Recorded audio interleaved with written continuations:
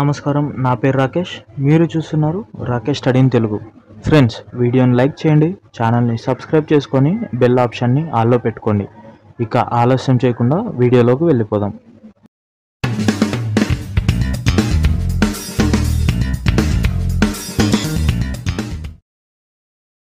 Friends, అందరికి తెలిసిందే, May 5th NEET UG 2024 final exam అయితే జరుగుతుంది. అయితే ఈరోజు మనం ఈ వీడియోలో నీట్ యూజీ 2024 ఎగ్జామ్ హాల్కి ఏవేవి తీసుకొని వెళ్ళాలో ఈ వీడియోలో చూద్దాం.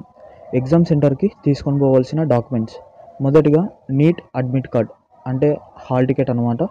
సెకండ్ వచ్చేసి పోస్ట్ కార్డ్ సైజ్ ఫోటో అనమాట. థర్డ్ వచ్చేసి పాస్ ఫోటోస్ 2 అనమాట.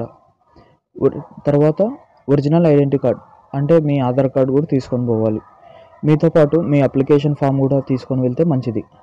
ఫ్రెండ్స్, మరింత ఇన్ఫర్మేషన్ కోసం వీడియోని లైక్ చేయండి, ఛానల్ని సబ్స్క్రైబ్ చేసుకొని బెల్ ఆప్షన్ని ఆల్లో పెట్టుకోండి. Thanks for watching.